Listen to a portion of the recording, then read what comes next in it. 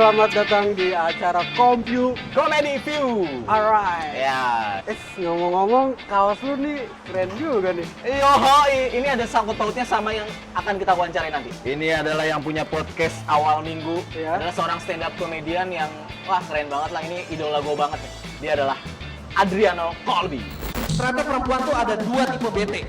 Satu bete sama lo, dua bete sama keadaan. Bete sama lo tuh lo yang salah, lo yang minta maaf. Bete sama keadaan, bukan lo yang salah, tapi lo yang minta maaf. Do you know what makes crime? Do you know what makes crime? Ada orang, anaknya sakit, dia nggak bisa bawa ke dokter, besok dia harus rampok rumah orang. That's what makes crime. Crime stopper doesn't stop crime. Crime stopper doesn't stop crime. You know what stop crime? Prosperity. That's what stop crime. Well, for everything, that's what stop crime. Oke keren, aduh gue udah gak sabar nih pengen wawancara Sama, Adriano coy. Colby. Gue juga udah janjian sih sama dia Ya? di kafe Bilangan Jakarta lah. Oke, Kita langsung kesana aja kali. siap. Lo yang lepas duluan. Gue pakai sweater mau hujan. Takut masuk angin lo? Enggak, gue sambut masuk abri.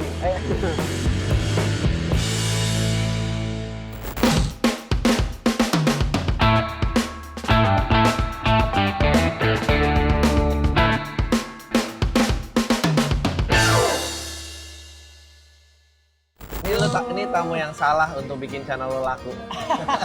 Lo harus. Enggak, justru tamu yang pertama ini adalah tamu yang pertama kali kepikiran. Iya.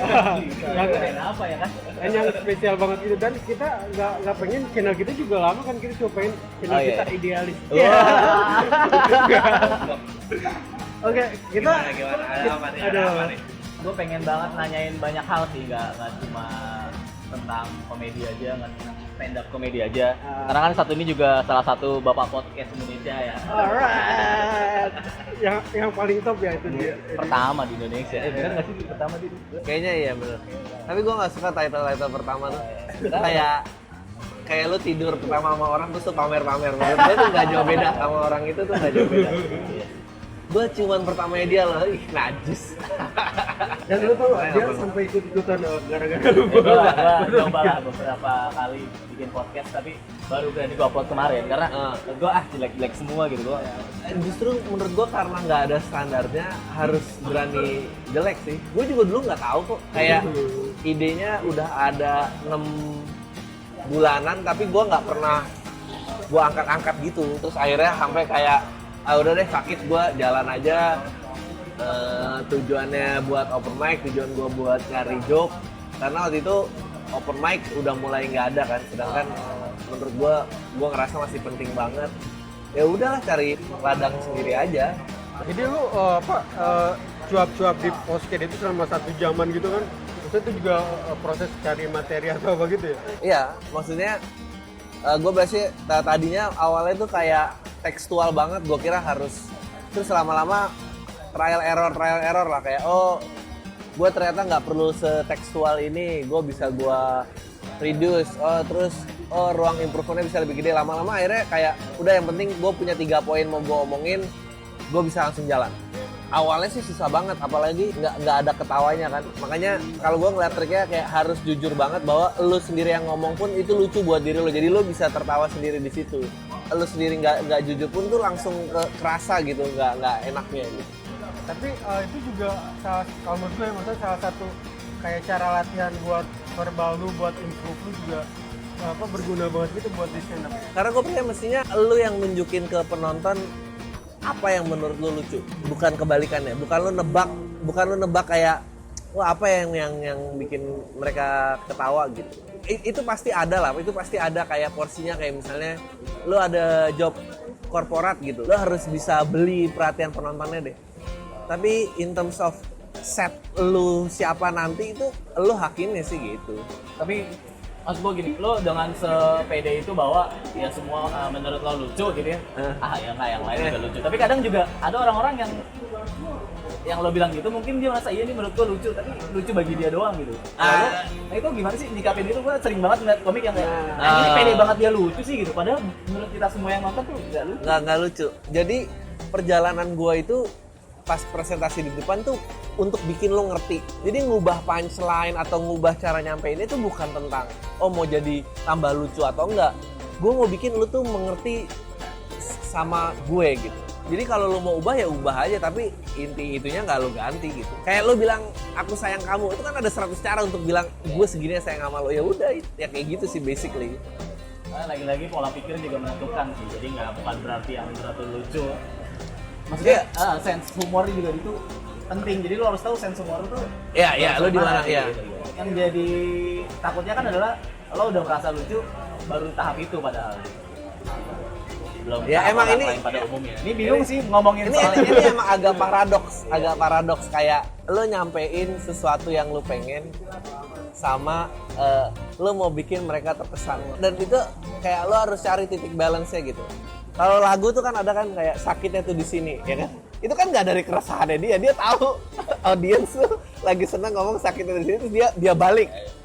Tapi ada juga lagu yang lu tuh nggak ngerti dia mau ngomong apa, tapi begitu lu denger lagu, anjing gue ngerti nih perasaannya dia. Nah, dua-duanya tuh works, tapi lu pasti harus cari nanti di mana gitu. Yang lebih hebat menurut gue, yang dia tuh nggak bergerak sedikit pun, semua tuh bisa gue tarik ke titik gue gitu.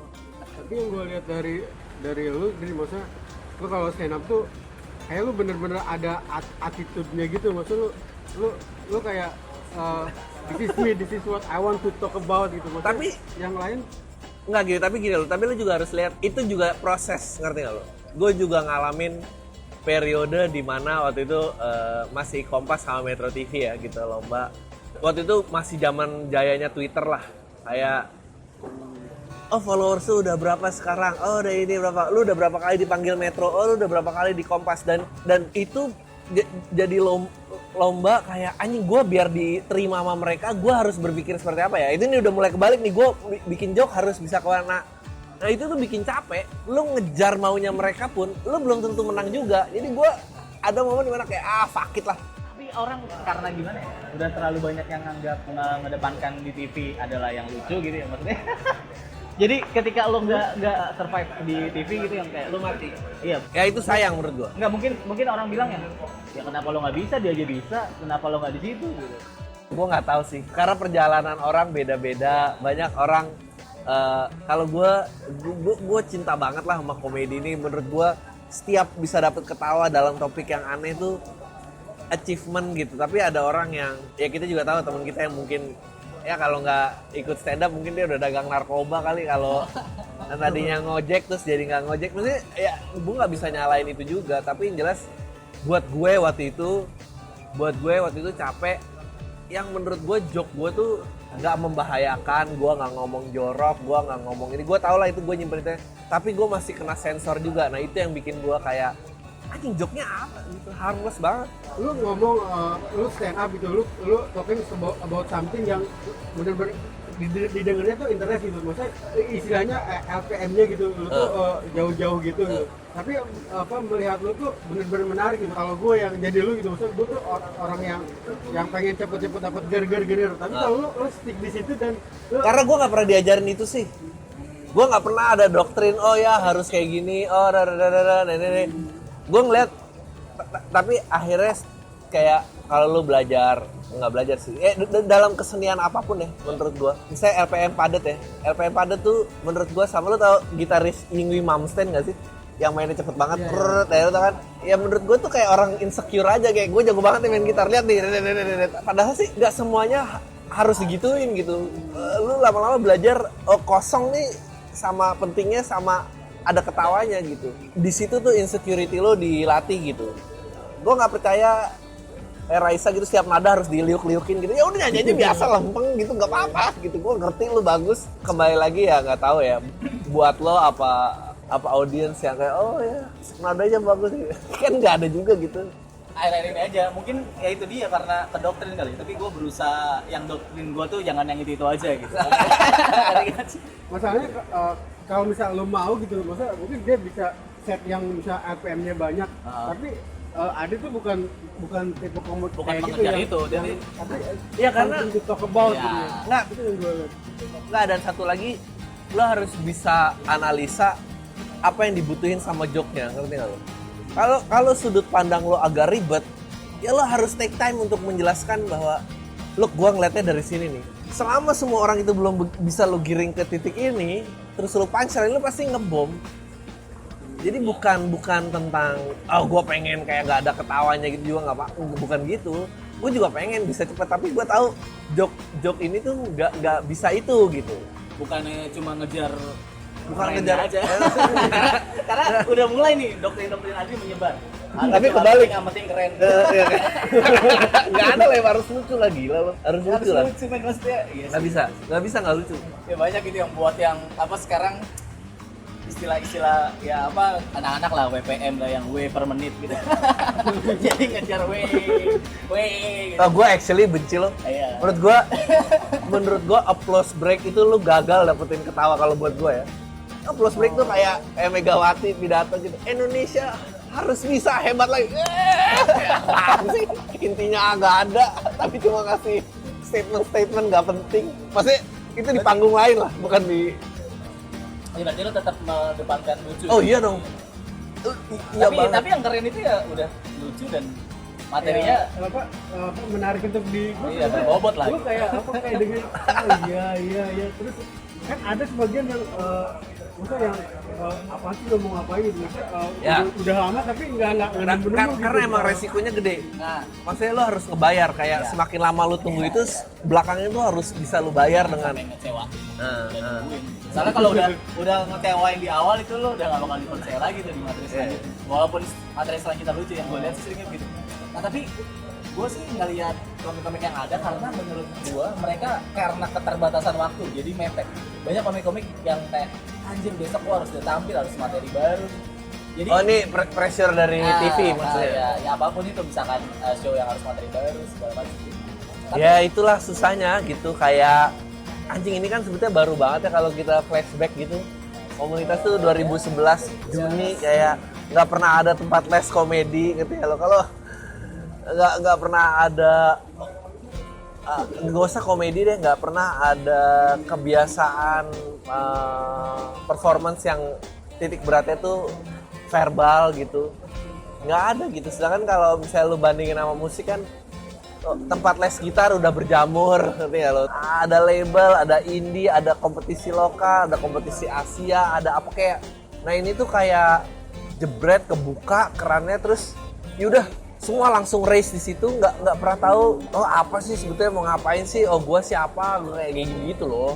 ya maksud gue gini, biasanya komik-komik yang kebutuhan waktunya mepet gitu untuk karena menurut gue nggak tahu nih menurut gue, tapi gue nanya aja deh, lu nulis materi itu menemukan sebuah materi lu itu butuh waktu berapa lama? Karena menurut gue nggak mungkin secepat itu karena materi dia tuh kan yang selalu apa ya maksudnya yang Kalau sekarang nih, iya kalau sekarang kalau gue bikin show 30-40 menit tuh gue bikin solid, gue tahu pasti pecah gitu ya, sampai ke polish gitu, mungkin 8 bulan sampai setahun. Tapi kalau untuk podcast, karena gue udah mulai kenal gue siapa, jadi setiap ada sesuatu yang menarik gue udah tahu gue mau lari kemana. Nah ntar lucu nggak lucu, ntar tinggal gue filter, oh ini bisa dikembangin yang lain, ini bisa apa. lu misalkan kalau podcast tuh balik lagi nih podcast lu setlist gitu atau lu... Tadinya word by word.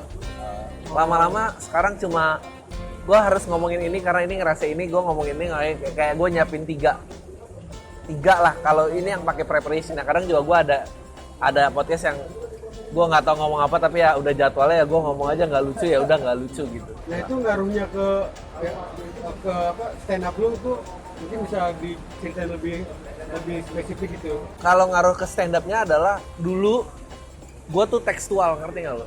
Kayak mungkin sekarang juga masih banyak kayak word by word gini-gini. Nah, yang susah dari itu adalah pada saat things doesn't work your way, nggak sesuai apa yang lo cari, lu tuh bingung cari escape plan yang cepet gimana. Nah lama-lama begitu lu kenal otak lu bakal bergerak kemana dan apa ya, gue sering pakai analogi atau apa, terus atau gue keselnya harus gimana, gue mulai tahu. Jadi kalau satu miss, gue tahu nih backup ke bawahnya gue harus apa detik itu. Atau pada saat kena, gue bisa lanjutin lagi nih, gue bisa kedua lagi, gue bisa ketiga lagi. Ini udah gampang gitu, tinggal ngikutin ombaknya aja gitu. Sementara dulu kalau miss ya gue harus anjing ini bom gitu. Kalau ketawa juga anjing bisa sekali lagi, tapi gue karena gue nggak prepare, gue nggak nyiapin gitu. Makanya gue akhir-akhir ini mungkin 2 tahun belakangan kayak ya udahlah naik bawa catatan tuh nggak masalah karena catatan gue butuh itu bukan word by word, itu kayak song list lah, kayak playlist. Gue tahu oke. Gue malas kalau ngafalin itu. Menurut gue gamenya itu lucu bukan jago ngafal. Karena gue liat awal yang dulu pas di Harapin lo sering banget naik tuh bawa laptop yang gue lihat tulisannya anjir detail banget per kata gitu. Tapi sekarang udah mulai ya. cuma kertas kecil gitu. Ya. Kayak ya. Tapi ya itu karena lu tahu lu siapa ya. Gimana sih menurut lo nih pendapat lo untuk seorang komedian, terutama komik ya, tapi dia belum tahu dia siapa, dia nggak tahu lo sering bilang tuh yang soal attitude lo di panggung atau diri lo siapa, lo tipikal apa gitu. Kayak kalau gue tuh suka harus balikin kayak lo nih di lingkaran pertemanan lo nih lo tuh siapa gitu. Misalnya Awe, Ajis gitu. Kita tahu dia tuh anak tongkrongan, dia yang suka nyeletuk di kelas. Panji tuh yang bandel sama guru. Kalau lu emang pemalu tapi lu punya pemikiran aneh, ya lu jadilah orang itu gitu. Kalau lu ternyata loser nggak punya temen, ya lu jadilah orang itu karena akan di situ, gak akan jauh dari situ. Menurut lo nih, misalkan lo kayak gue nggak banyak temen ya. Gue nggak nyeletuk depan guru, gue kayak ngomongin orang di belakang tuh gue ngomongin orang di belakang. untuk mengedepankan menjadi komik nih, misalkan orang baru yang lihat channel ini tuh baru ngeliat anjir gue kayak jadi komik tapi salah nonton ini gitu ya. Seharusnya nonton yang awal-awal dulu, tapi nggak apa, tapi menurut gue apa sih yang dikedepankan, karena banyak yang orang kan banyak ya teman-teman gue gitu ya, cuma dia mikir sebagai jadi komedian atau sebagai komik ngedepanin lucu, jadi dia lupa akan dirinya siapa.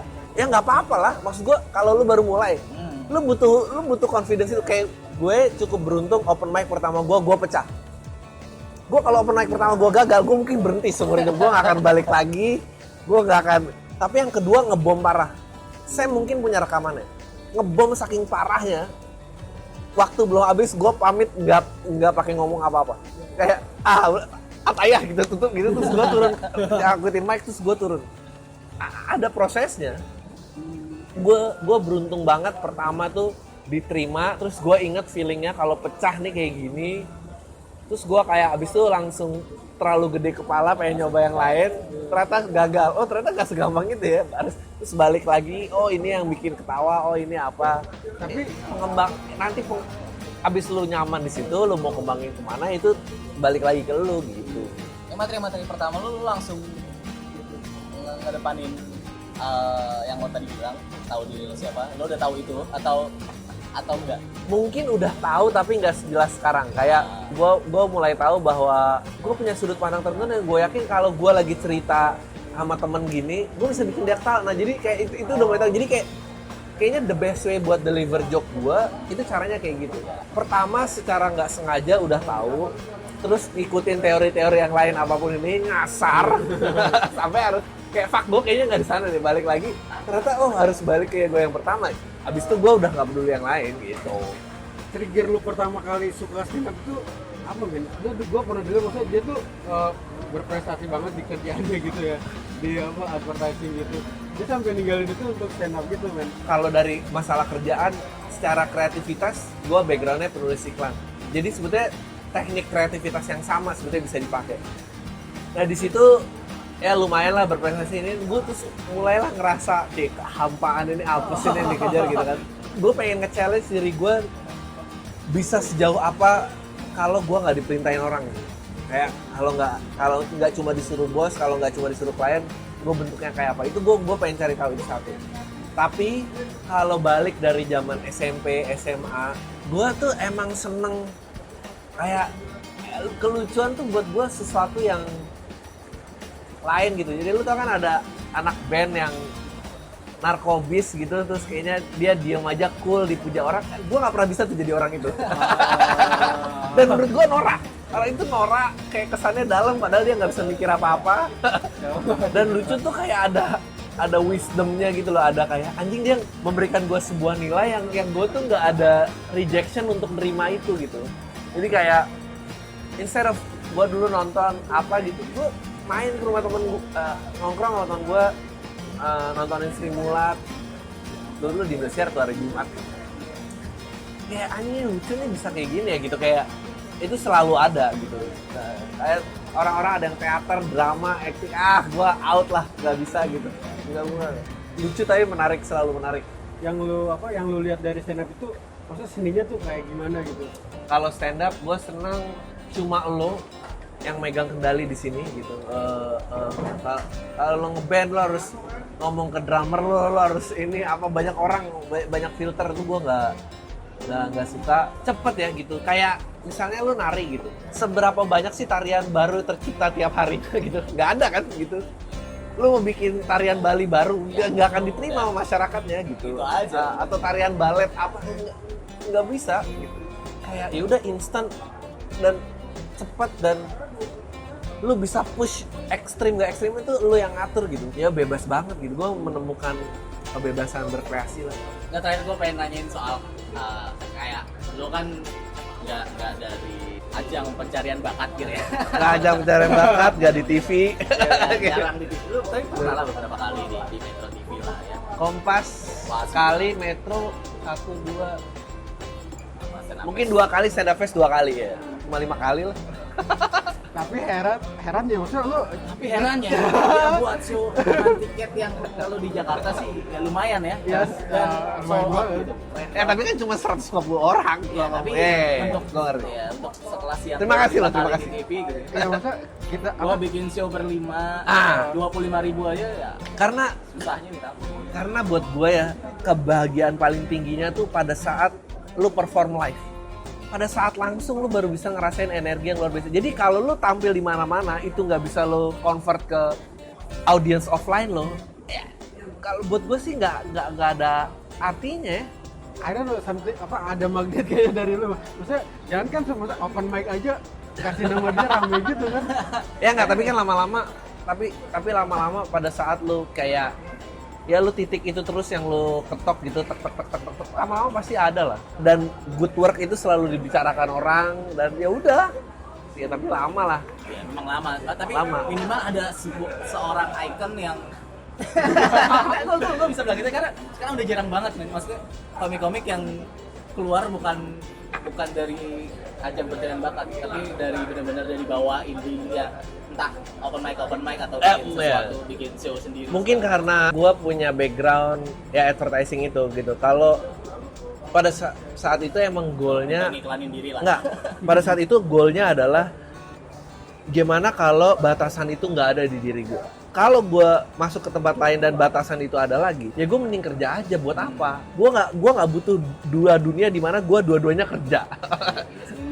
Kalau emang masalah dapur apa ini, gue masih bisa nge-push di tempat lain gitu. Menurut lu apa yang bisa dilakukan biar stand up sekarang mungkin lebih better atau jauh lebih baik atau gimana gitu? Wah, pertanyaan-pertanyaan mengundang kontroversi. Iya, biar harusnya dimusuhin. lebih banyak itu nih. Nggak, harus dimusuhin komunitas. Nggak, Aja.